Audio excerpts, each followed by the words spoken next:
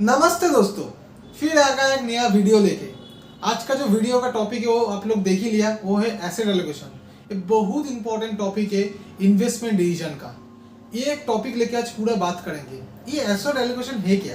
देखो, asset allocation मतलब क्या है ना, हम लोग जो इन्वेस्ट करेंगे, वो जो पैसा हम लोग इन्वेस्ट करेंगे कौन सी एसेट क्लास में करेंगे। इसमें क्या होता है, इसमें बहुत सारा बेनिफिट मिलता है। अगर अच्छे से एसेट एलोकेशन किया, इसमें से हम लोग को रिस्क मिनिमम हो जाता है, इसमें रिटर्न भी हम लोग का प्रॉपर मिलता है, रिटर्न भी ज़्यादा मिलता है। एंड उसके साथ पोर्टफोलियो डाइवर्सिफाइड होता है। पोर्टफोलियो डाइवर्सिफाइड का मतलब हो गया, अगर कोई एसेट क्लास अगर नीचे जा रहा है और भी एसेट क्लास ऊपर जाएगा।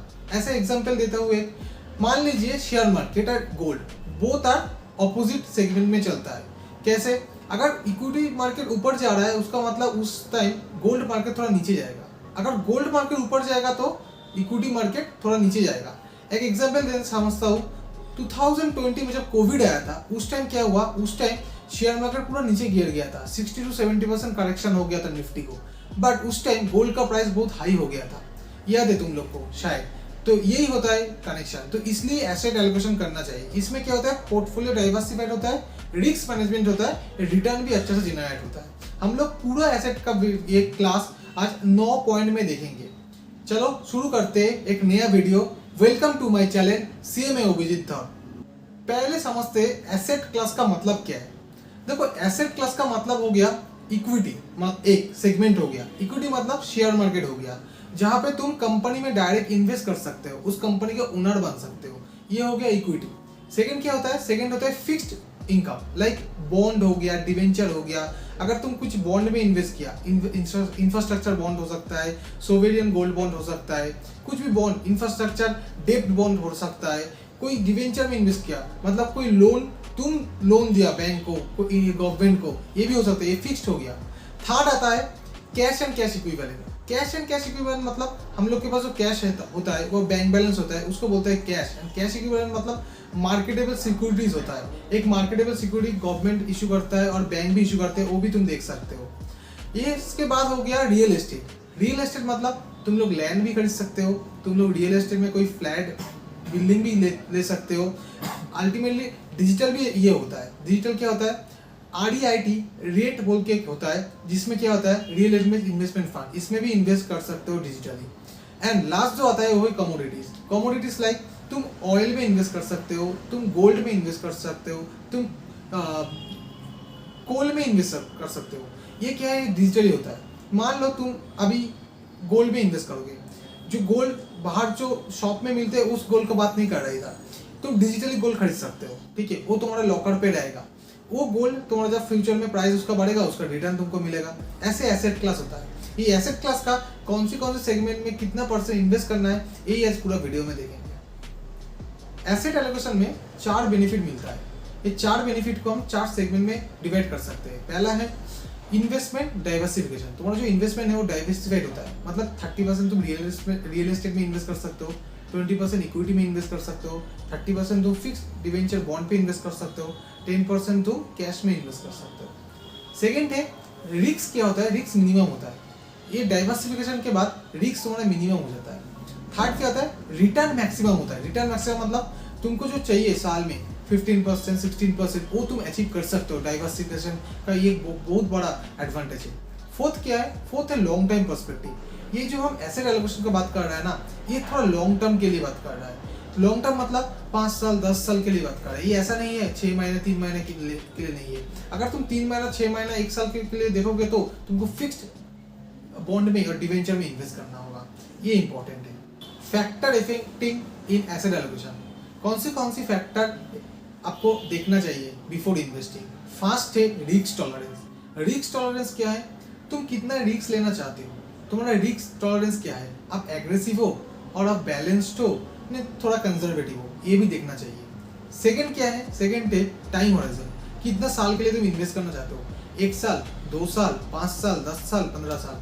अगर तुम शॉर्ट टर्म के लिए इन्वेस्ट करना चाहते हो तो तुम fixed deposit, fixed income bond, debenture में इन्वेस्ट कर सकते हो। अगर तुम थोड़ा लॉन्ग टर्म हॉराइजन के लिए इन्वेस्ट करना चाहते हो तो you can go for equity market.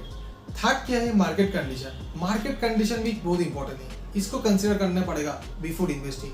Market में क्या चल रहा है, फ्यूचर में मार्केट में क्या बूम हो सकता है। जैसा आज अभी डिजिटल मार्केट चल रहा है, डिजिटल मार्केट बूम हो सकता है। डिजिटल मार्केट का जो कंपनी वो तुम कंसिडर कर सकते हो।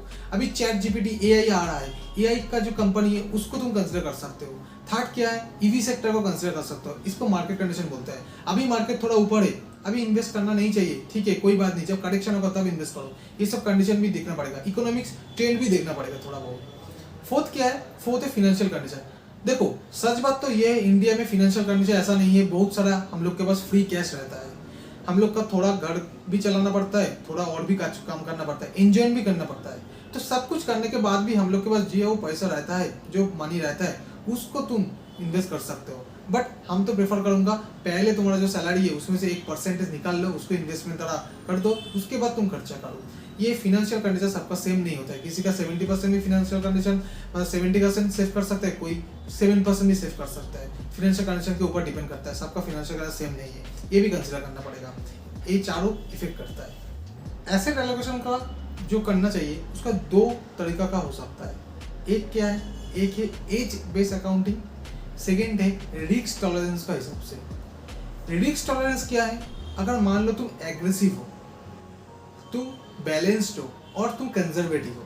अगर तुम एग्रेसिव हो तो तुम इक्विटी में 70% इन्वेस्ट कर सकते हो, फिक्स्ड इनकम में तुम 20% इन्वेस्ट कर सकते हो और 10% तुम रियल एस्टेट में इन्वेस्ट कर सकते हो। सेकेंड है बैलेंस। अगर तुम बैलेंस हो तो तुम 40% तुम इक्विटी में इन्वेस्ट कर सकते हो, 40% तुम डेट सेगमेंट में इन्वेस्ट कर सकते हो और 20% तुम कैश सेगमेंट में इन्वेस्ट कर सकते हो। थर्ड है कंजर्वेटिव। अगर तुम कंजर्वेटिव हो तो 20% इक्विटी सेगमेंट में इन्वेस्ट करो, 60% तुम डेट सेगमेंट में, फिक्स्ड इनकम सेगमेंट में इन्वेस्ट करो और 20% तुम कैश का हिसाब से रख लो। सेकंड है age based accounting, age based investment. Age based investment क्या है, अगर मान लो तुम्हारा साल 18 से 30 साल है, तब क्या है तुम्हारा रिस्क टॉलरेंस थोड़ा ज्यादा हो सकता है। इसके लिए तुम 60% इक्विटी में इन्वेस्ट करो, 40% तुम डेट में, फिक्स्ड इनकम में इन्वेस्ट करो, हो सकता है। अगर तुम्हारा साल 30 साल से 50 साल तक है तो तुमको 30% इक्विटी, 40% फिक्स्ड इनकम एंड 30% तुमको कैश सेगमेंट में इन्वेस्ट करना चाहिए। अगर तुम्हारा उम्र 50 के अबव है तब तुमको 20% इक्विटी में सेगमेंट में देना पड़ेगा, 60% फिक्स्ड इनकम में देना पड़ेगा एंड 20% कैश सेगमेंट में रखना पड़ेगा। ये बहुत इंपॉर्टेंट है। ये तो हो गया पूरा वीडियो। इसका जो कंक्लूजन निकल के आएगा वो क्या है, ये जो तुम इन्वेस्टमेंट करोगे ऐसा नहीं है आज इन्वेस्ट कर दिया तुम छोड़ दिया। इसको क्या करना पड़ता है, इसको रेगुलरली मॉनिटर करना पड़ता है। रेगुलरली मतलब ऐसा नहीं है तुम रेगुलर मॉनिटर करो। अगर तुम फिक्स्ड डिपॉजिट में, फिक्स्ड बॉन्ड में इन्वेस्ट किया तो उसको रेगुलरली मॉनिटर करने का जरूरत नहीं है। इक्विटी सेगमेंट में इन्वेस्ट किया, रियल एस्टेट सेगमेंट में इन्वेस्ट किया तो उसको मॉनिटर करना पड़ता है। साल में 3 बार 4 बार और वीकली 1 बार और मंथली भी 1 बार हो सकता है, इसको मॉनिटर करना पड़ सकता है। सेकंड क्या है, कब तुम सेल करोगे, कब तुम बाई करोगे, ये भी बहुत इंपॉर्टेंट है। ये कब तुम बाई करोगे और कब तुम सेल करोगे इसका अलग से वीडियो हम लेके आएंगे। थर्ड क्या है, थर्ड है मॉनिटर करना पड़ेगा, तुम्हारा जो पोर्टफोलियो है वो मॉनिटर करना पड़ेगा, अभी क्या चल रहा है मार्केट में, क्या हो रहा है, ये भी बहुत इंपॉर्टेंट है। तो आज के लिए इतना ही। Be happy, always safe, thank you.